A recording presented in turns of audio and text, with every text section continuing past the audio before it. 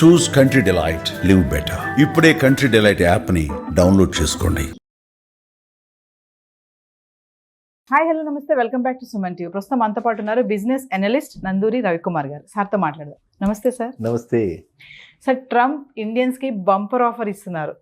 అంటే ఆ ఆఫర్స్లో మరి ఏమేమి వస్తాయి? ఐటీ ఇండస్ట్రీకి ఏమైనా ప్రాబ్లం ఉంటుందా? ఐటీ ఎంప్లాయీస్కి మరి వీటి గురించి ఒక్కసారి సార్. ఇది చాలా చక్కటి ప్రశ్న, ఎందుకంటే చాలా మందిలో ఈ ప్రశ్న ఉత్పన్నమవుతుంది. ఎందుకంటే ఆయన అక్కడ వాళ్ళని ప్రొటెక్ట్ చేసి మన ఎవరైనా నెగ్లెక్ట్ చేస్తాడా, అక్కడ వాళ్ళకి ఎక్కువ అవకాశాలు ఇచ్చి మనకి అవకాశాలు తగ్గుతాయా, ఈ విధమైన ఆలోచన ఉంది. కాబట్టి ఇది అంటే సరైన సమయం అనమాట దానికి చర్చించుకోవాలంటే. ట్రంప్ గెలవగానే ఫస్ట్ మనందరం కూడా స్టేట్మెంట్స్, ఇనిషియల్ స్టేట్మెంట్స్ చూస్తే ఆయన ఏమన్నాడంటే, Modi is my friend, my best friend, Modi and my self we have good relationship అన్నాడు. సో అది ఏంటంటే ఇండో యుఎస్ రిలేషన్షిప్స్ బైలాటరల్ ట్రేడ్కి చాలా ఉపయోగపడతాయి అన్నమాట. కాబట్టి మన ట్రేడ్, మనకి ఏదైతే బిజినెసెస్ ఉన్నాయో, అంటే మన వ్యాపారాలు, మనం ఏవైతే వ్యాపారం చేస్తున్నామో, ఇండియా ఇంకా రాబోయే కాలంలో మరింత చేయబోతోంది అని దానికి ఒక సంకేతం. అంటే bilateral trade with US is going to increase, that is no doubt. అది ఫస్ట్ వరం మనకి ఫ్రెండ్లీ కంట్రీ అయిపోయింది. ఒక ఫ్రెండ్లీ పర్సన్ అక్కడ హెడ్ చేస్తున్నాడు. అండ్ దట్ టు ఒక ప్రో బిజినెస్ మ్యాన్ కాబట్టి, ఈ himself is a business man కాబట్టి, ప్రో బిజినెస్ మ్యాన్ ఉన్నాడు కాబట్టి మంచి అనుకూల వాతావరణం కనిపిస్తుంది. రెండోది ఐటీకి, మన వాళ్ళందరికీ కూడా, మనమంతా కూడా ఇండియా అంటే ఇండియన్ టాలెంట్ ఈజ్ ఐటీ. అందరూ ఇన్ఫర్మేషన్ టెక్నాలజీ అంటే నేను ఇండియన్ టాలెంట్ అంట. ఓకేనా? ఎందుకంటే మన దగ్గర ఉన్నంత ఐటీ ప్రొఫెషనల్స్, మన దగ్గర ఉన్నంత స్కిల్డ్ ప్రొఫెషనల్స్ ఎక్కడ ఏ దేశంలోనూ లేరు. గ్లోబల్గా వీఆర్ ది పీపుల్ అనమాట. అంటే మనము అంతమందికి, మనము ఒక టాలెంట్, మన దగ్గర అంత ట్రెజరీ ఉంది, రిచ్ ట్రెజరీ ఉంది, మన దగ్గర గర్వపడాల్సినటువంటి విషయం ఉంది. సో ఆ ట్రంప్ ఆయన మనం ఎంత డిపెండెంటో ఆయన మన మీద అంతే డిపెండెంట్ కింద ఆ యుఎస్ కూడా ఉంది. కాబట్టి ఖచ్చితంగా మన టెక్కీస్కి మంచి రోజులు వస్తున్నాయి. మన టెక్కీస్కి మంచి రోజులు వస్తున్నాయంటే పాత టెక్నాలజీస్ పెట్టి కూర్చుంటే రావు. టెక్నాలజీ మారిపోతుంది, రోజు రోజుకి ఫాస్ట్గా చేంజ్ అయిపోతుంది. రోజు రోజుకి మనందరికీ తెలుసు ఒక రెవల్యూషన్, దీనిలో ఆర్టిఫిషియల్ ఇంటెలిజెన్స్ అనేది ఒక రెవల్యూషన్ మార్పులు తీసుకొస్తుంది.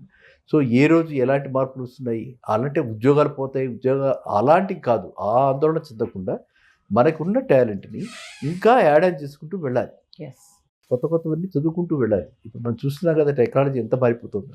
సో వీళ్ళు కూడా మారుతున్న టెక్నాలజీకి అనుగుణంగా వీళ్ళు కూడా అప్గ్రేడ్ అవ్వాలి. అప్గ్రేడ్ అయితే వాళ్ళందరికీ మంచి అవకాశం. తర్వాత రీసెంట్గా ఐ థింక్ మీరు న్యూస్లో చూసుంటారు, ఒక 3-4 రోజుల క్రితం మనం first time India we have supplied defence equipment, exporting defence equipment. మనం ఇంత గౌరవించదగ్గ విషయం. ఇంతకు ముందరంతా మనము వేరే వాళ్ళకి తెప్పించుకుని మనం ఇంపోర్ట్ చేసుకుని అవి మనం వాడుకునేవాళ్ళం. అలాంటిది ఈ రోజున మనం ఒక స్థాయికి, ఏ స్థాయికి ఎదిగామంటే, అంటే అది మేక్ ఇన్ ఇండియా మన పిఎం గారికి మనం ఇవ్వచ్చు, క్రెడిట్ ఇవ్వచ్చు.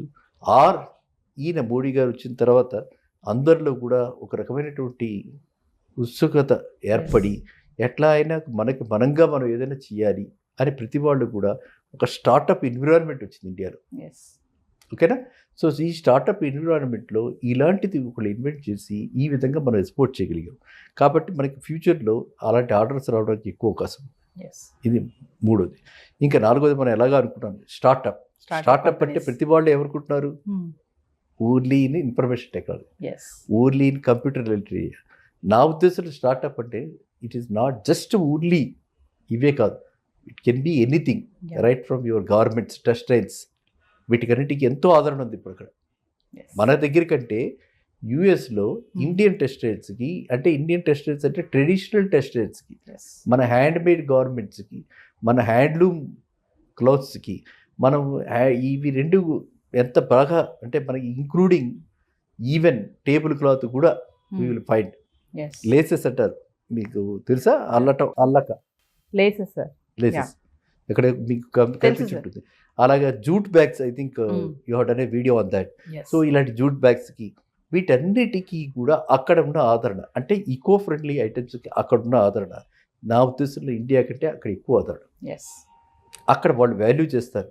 వాళ్ళు అక్కడ ఆ వాల్యూ ఫర్ మనీ కాన్సెప్ట్లు ఏంటంటే, వాళ్ళు ఇవి కూడా చూస్తారు, సొసైటీలకి బెనిఫిట్ ఏమిటి, ఇది ఈకో ఫ్రెండ్లీనా, అని చెప్పి చూసి ఆ ఈకో ఫ్రెండ్లీ ప్రోడక్ట్స్కి ఇక్కడ ఎక్కువ అలాంటి ఆదరణ ఉంది కాబట్టి ట్రంప్ ఈ పర్టికులర్ దీనిలో కూడా మనకి ఎక్స్పోర్ట్స్కి ఈ స్టార్టప్స్ చాలా లేటెస్ట్గా మనం చూస్తున్నాం. ఎన్నో రకరకాల ఐడియాస్ తోటి ఉమెన్ ఎంటర్ప్రినర్స్ మరీ ఇన్ పర్టికులర్ Yes. చాలా మంది చూస్తున్నాం కదా. ఉమెన్ ఎంటర్ప్రినర్స్ వచ్చి కొత్తవి పెట్టడం, వాటన్నిటికీ కాటేజ్ ఇండస్ట్రీస్కి వీటన్నిటికీ కూడా అక్కడ ఆదరణ ఉంటుంది కాబట్టి మనకి రాబోయే కాలంలో ఇది ఒక ట్రంప్ మీరేం వరం అన్నారు కదా, వరం కాదు, వరాల జల్లు.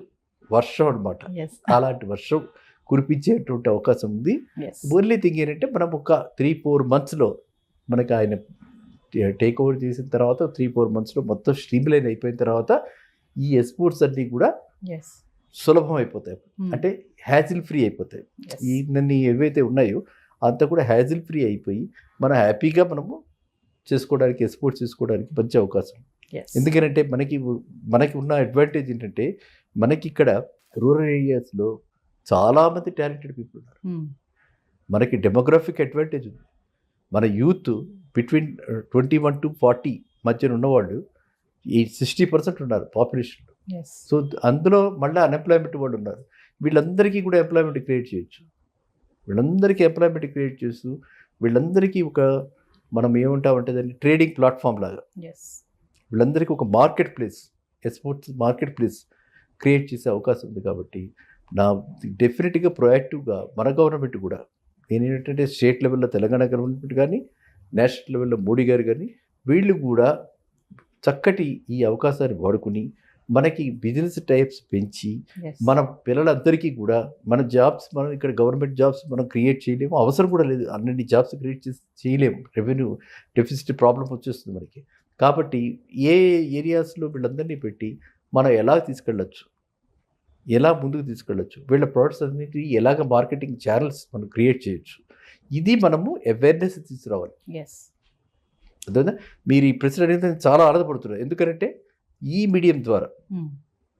మన ఈ ఛానల్ ద్వారా మనం ఎంతమందికి తెలియపరుస్తున్నాం, బాబు ఇదివరకు అట్లా కాదు, ఇప్పుడు మనకి ఎంత అవకాశాలు మెరుగ్గా ఉన్నాయి. Yes. కాబట్టి ఈ టెక్నాలజీ చాలా సింపుల్ టెక్నాలజీస్ ఇవన్నీ, లేస్ మేకింగ్ కానీ లేకపోతే ఏదైనా any art for that matter కొంచెం దాని మీద మనము ప్లాన్ చేసుకుంటే చాలు. Yes. ఈవెన్ నేను నిన్న మొన్న ఒక ఆర్టికల్ చదివాను, Hmm. చాలా ఫన్నీగా ఉంటుంది అది. మీకు స్టఫ్ టాయ్స్ విన్నారా? బొమ్మలు, Okay. బొమ్మలు stuff toys, they are all eco friendly. అంటే Hmm. ఆ చిన్నపిల్లాడు ఎవరైనా దాన్ని పెట్టేసుకున్నా కూడా ఏమీ ఏం కాదు. అవ్వదు. Okay. Not these plastic toys. మనకు ప్లాస్టిక్ టాయ్స్ Yeah. చూస్తుంటాం రోడ్ల మీద ఇక్కడక్కడ, ఈ కర్లీలాలా అనేవి ఇలాంటివి. అది కాకుండా స్టఫ్ టాయ్స్ వస్తున్నాయి బేబీస్కి ఆడుకోవడానికి. ఆ స్టఫ్ టాయ్స్ పెట్టుకుంటే ఎలాంటి ఎలర్జీస్ కానీ, Yes. ఆస్తమాలు ఇవి అది పడుకున్నది బేబీ అని చెప్పాను కానీ ఉండదు. దానికి మంచి మార్కెట్ ఉంది ఇంటికి యూఎస్లో. Hmm. అది చాలామంది చేసుకోవచ్చు, ఇండియాలోనే చేసుకోవచ్చు. Yes. దానికి పెద్ద టాలెంట్ కూడా అక్కర్లా, ఈజీగా చేసుకోవచ్చు. అలా స్టఫ్ టాయ్స్కి అలా రకరకాలైనటువంటి ఎవెన్యూస్, Hmm. ఎన్ని ఎవెన్యూస్ ఉన్నాయో అన్ని ఎవెన్యూస్ని కూడా మనం దాని అడ్వాంటేజ్ తీసుకుని ఇక్కడ మన గవర్నమెంట్ అలాంటి పాలసీస్ ఫార్ములేట్ చేసి వీలైనంత వరకు వీళ్ళకి కొంచెం సబ్సిడీ, అవసరమైతే సబ్సిడీ కూడా ఇచ్చి కాంపిటేటివ్గా ఇంటర్నేషనల్ మార్కెట్లో తయారు చేసి పెడితే Yes. మనకి ఫస్ట్ మూవర్ అడ్వాంటేజ్ వస్తే మనమే ఫస్ట్ ఉంటాం. Hmm.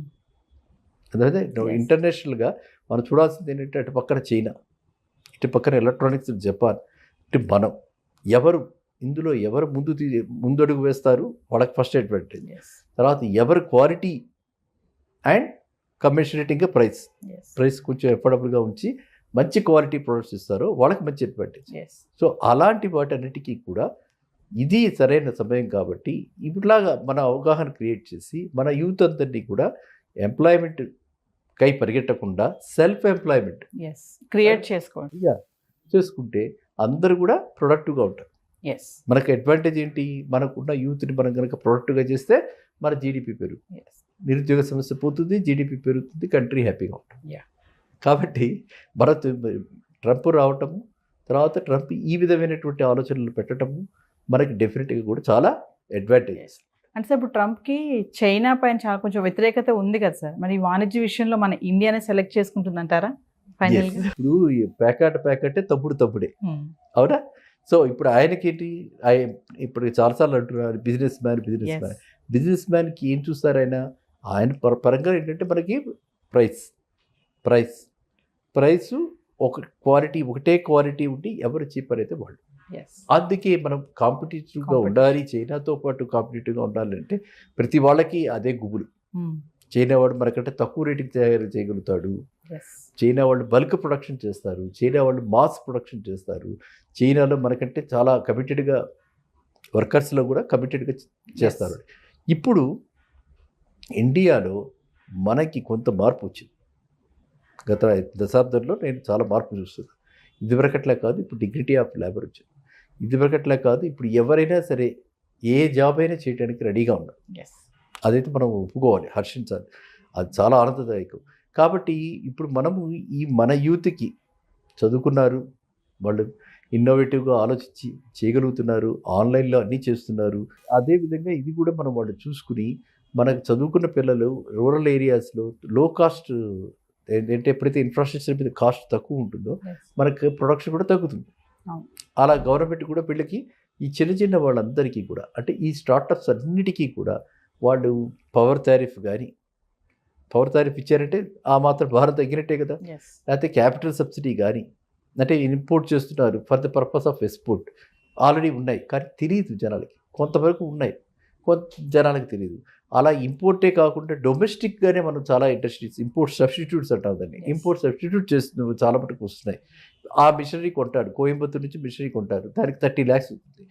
యూత్ వాడు దేనికి పెడుతున్నారు, అంటే మ్యానుఫ్యాక్చరింగ్ చేయడానికి పెడుతున్నారు, ఎంప్లాయ్మెంట్ జనరేట్ చేయడానికి పెడుతున్నారు. కాబట్టి ఒక ఇంటిగ్రేటెడ్గా ఒక డాక్యుమెంట్ తయారు చేసి బోత్ స్టేట్ లెవెల్లో మన రేవంత్ రెడ్డి గారు కానీ, అక్కడ ప్రధానమంత్రి గారు కానీ, అక్కడ నేషనల్ లెవెల్లో అయినా సరే మనం చేసి మన పిల్లలందరికీ గనక ఈ విధమైనటువంటి అంటే వయబిలిటీ వచ్చేలా చేస్తే ఆటోమేటిక్గా కాస్ట్ పడిపోతుంది కదా. 100 రూపాయలకి కాస్ట్ ఆఫ్ ప్రొడక్షన్ అయ్యేది ఈ విధమైన సబ్సిడీలు ఇస్తే 70 రూపీస్కే వస్తుంది.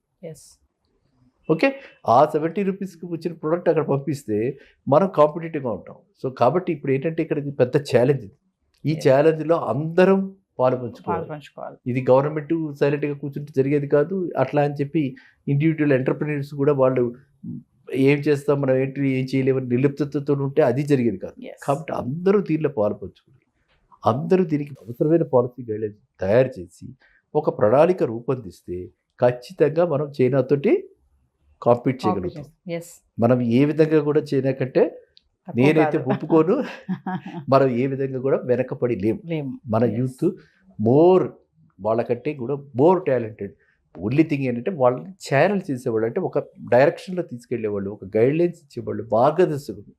వాడు ముందుకు రావాలి, వాడు జీవితం ఇవ్వాలి, వాడు చేపట్టాలి. చేపడితే ఇది ఒక విప్లవాత్మకమైనటువంటి మార్పు రావాలి, వస్తుంది.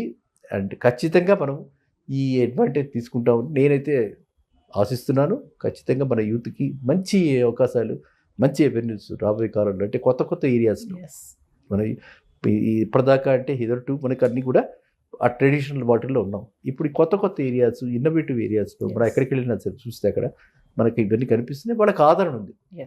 ఇక్కడికంటే కూడా మనకి చేనేతకి అక్కడ ఆదరణ ఎక్కువ ఉంది, ఇక్కడ చేనేతకి తక్కువ ఆదరణ. ఈ రేట్ భరించలేమంటారు, ఇక్కడ పవర్ లూమ్ పైన తీసుకుంటారు. వాళ్ళ క్వాలిటీ కేసు చూసి చేనేత అయితే 10 ఏళ్ళు ఉంటుంది, మనం ఉతికిన కొద్దీ షైన్ వస్తుంది. ఇట్లాంటివన్నీ కూడా వాళ్ళు ఆ సాఫ్ట్నెస్ని ఆ ఫీల్ అవుతారు.